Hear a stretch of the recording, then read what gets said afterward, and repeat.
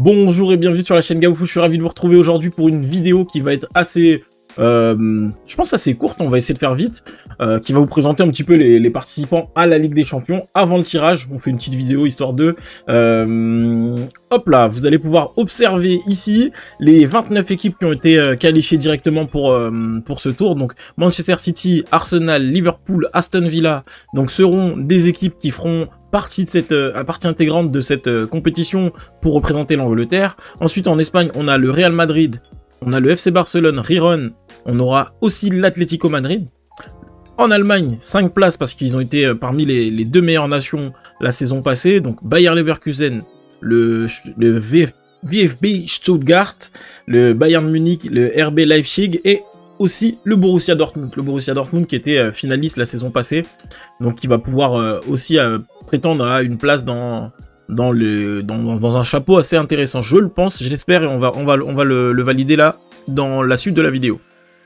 En Italie, on a l'Inter Milan, l'AC Milan, on a aussi la Juventus de Turin, bien sûr l'Atalanta Bergame, champion d'Europe grâce à sa victoire en C3 la saison passée, et le Bologne FC qui était anciennement entraîné par Thiago Motta, qui avait fini 5e du championnat. En France, Paris Saint-Germain, l'AS Monaco, le Stade Brestois, qui seront qualifiés directement pour la phase de Ligue des Champions. Le PSV Eindhoven et le Feyenoord Rotterdam qui sont les deux équipes qualifiées pour les Pays-Bas. Le Portugal qui a réussi à qualifier deux équipes, donc le Sporting et le Benfica Lisbonne. On le voit, le deuxième a un plus gros coefficient européen, donc ils seront potentiellement mieux classés que le Sporting. Vous avez la Belgique qui a réussi à qualifier une équipe directement par son championnat, l'Écosse, ainsi que l'Autriche et l'Ukraine. Par contre, par la voie des champions, on voit, hein, la voie des champions c'est 5 places, et la voie de la Ligue 2 places.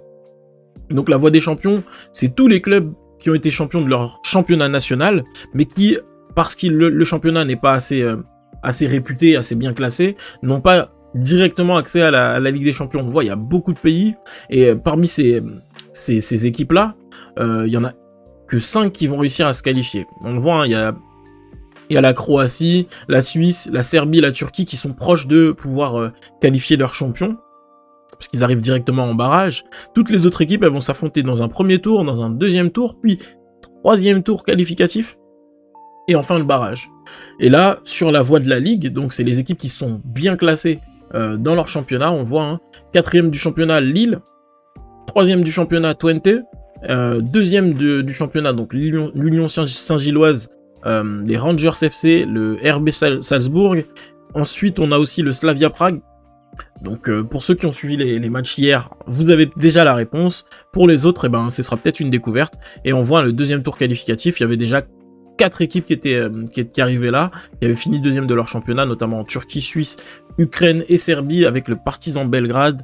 En Turquie, c'était le Fenerbahçe. On avait le FC Lugano pour la Suisse, le Dynamo Kiev pour l'Ukraine. Donc ces équipes, elles se sont affrontées dans pas mal de tours qualificatifs, on le voit, hein, qui ont eu lieu déjà. Et ça a donné quoi? Ça a donné la qualification finale de Lille, de Salzbourg pour la voie de la Ligue, de Young Boys de Berne, du Dynamo Zagreb, du Slovan Bratislava, de l'Étoile Rouge de Belgrade et du Sparta Prague via la voie des champions. Donc les 5 équipes qui s'ajoutent aux 29 que j'ai cités auparavant et aux 2 qui sont passés par la voie de la Ligue. Petite information, ça va être intéressant, là ici vous avez le calendrier de la Ligue des Champions, hein, la phase de Ligue qui aura lieu entre le 17, 18 et 19 septembre et le 29 janvier. Le 29 janvier c'est la dernière journée, toutes les équipes vont s'affronter en même temps dans cette dernière journée, et on va avoir les qualifiés directement à la fin de cette journée-là. Ensuite, vous aurez le tirage au sort, les barrages qui auront lieu, le tirage au sort des barrages qui aura lieu le 31 janvier, donc notez bien cette date, 31 janvier, il va falloir suivre un petit peu. Donc c'est des barrages qui auront lieu entre le 11 et le 12 février, et les 18 et les 19 février. À la fin de ces barrages-là, vous avez 8 équipes qui vont se qualifier en 8e de finale, qui vont rejoindre les 8 premiers de la phase de Ligue, dans des matchs qui vont se faire sur 2 semaines. Hein. Donc on voit, hein, il y a le 4 mars, entre le 4 et le 5 mars, et le 11 et le 12 mars. Donc ça va aller assez vite. Là, il y a un tirage au sort, pareil, le 21 février, c'est super important de noter ces dates, parce que le tirage au sort qui aura lieu le 21 février va donner tout le tableau. C'est-à-dire que, par exemple, je vous donne un exemple. En 8e de finale, Paris qui finit premier de la phase de Ligue, ils seront, à partir du 21 février, qui ils vont affronter pour arriver jusqu'en finale, potentiellement. Après, il faut gagner ces matchs. C'est le football après. Et on voit la finale qui aura lieu à Munich le 31 mai. Donc le Bayern qui a du poids sur les épaules, parce que justement ils vont accueillir la finale.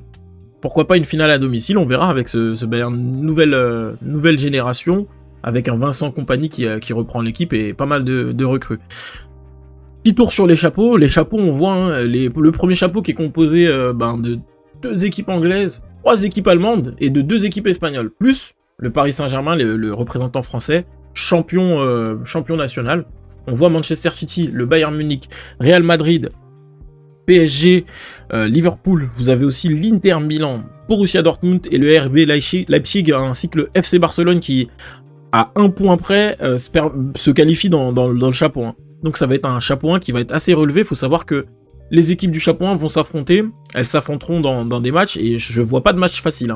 À part peut-être, si je dois décrire une équipe, ce serait peut-être Leipzig qui est un peu en dessous. Leipzig qui est un peu en dessous des autres là, parce que c'est vraiment des équipes qui peuvent prétendre au titre national, là où on sait que Leipzig est pas forcément dans ce rang-là. On a l'habitude de les voir chapeau 2. Quand on regarde, on a ici dans le chapeau 2, pas forcément des favoris, parce qu'on peut pas parler de ça, mais des équipes qui peuvent prétendre à aller très loin dans la compétition, notamment Arsenal, qui avait réussi à faire quelque chose la saison passée. On a le Bayer Leverkusen, on a l'Atlético Madrid, on a l'Atalanta Bergame qui a su gagner la C3, mais je pense qu'il y a un petit peu une des équipes un petit peu en dessous dans ce chapeau. On a le Shakhtar Donetsk aussi qui va être un petit peu en dessous. Club Bruges, je vais pas être médisant, mais bon, je pense que ils ont pas aujourd'hui la prétention de dire qu'ils vont battre les 2 équipes de leur chapeau à coup sûr. Mais bon, voilà, ça permettra. Il vaut mieux tomber sur une équipe comme ça. Après, à savoir, vous pourrez pas. Je crois que si je me trompe pas, une équipe elle peut pas affronter 2 équipes de son championnat. C'est-à-dire que par exemple le Real Madrid, s'il joue directement Barcelone dans le chapeau 1, ils pourront pas jouer d'autres équipes espagnoles dans la suite pour éviter d'avoir trop de redondance dans les compétitions. Donc voilà, ça va être un petit peu particulier le tirage au sort. On va avoir des règles qui vont nous être décrites, je pense, au fur et à mesure. On le voit, j'ai pas présenté tout le chapeau 2, mais il y a la Juventus de Turin, il y a le Benfica Lisbonne, il y a bien sûr Arsenal, le Club Bruges, le Shakhtar Donetsk et bien sûr l'AC Milan. Ces équipes-là, elles vont s'affronter entre elles, mais elles vont aussi affronter des équipes du chapeau 1 et des équipes du chapeau 3 et 4. Ça va être super intéressant de voir ça. Franchement, il y a beaucoup de challenges. Chapeau 3, on le voit, Feyenoord Rotterdam, le Sporting Portugal, parce que champion, mais pas assez régulier en Europe, donc ils finissent dans le chapeau 3, ce qui va pas changer grand chose. PSV Eindhoven, pareil, champion des Pays-Bas, qui lui est aussi chapeau 3, mais qui a pas forcément une régularité assez importante pour être plus haut dans les chapeaux. Le RB Salzbourg, ainsi que le Dynamo Zagreb, le LOSC qui commence à gagner quand même pas mal de points. On aimerait bien les voir à la fin de cette saison avec ce qu'a l'AC Milan. Mais bon, faudrait qu'ils aillent assez loin dans cette compétition. On peut espérer une place, pourquoi pas de barragiste, voire même peut-être un peu plus haut, mais ça va être compliqué parce qu'il va falloir gagner 4 matchs contre des équipes qui vont être dans les chapeaux supérieurs, et ainsi que 2 matchs face à des équipes qui sont dans le même chapeau. Il y a des équipes qui sont prenables quand même. Quand on regarde, on voit Young Boys de Berne, l'Étoile Rouge de Belgrade ou le Celtic. C'est vrai que c'est des équipes qui ont l'habitude de jouer des compétitions européennes, mais qui peuvent être un peu moins performantes que le Sporting Portugal ou le PSV Eindhoven. Le Feyenoord Rotterdam aussi, qui est une équipe qui peut être avoir des moments in et des moments out. Bon, on verra, il y a eu pas mal de changements dans leurs équipes. Chapeau 4, c'est le chapeau dans lequel on aura les équipes les moins expérimentées ou les moins régulières sur les compétitions européennes récentes. Et c'est aussi le chapeau où je pense qu'il y a le plus de mouvements dans les effectifs et notamment dans les coachs.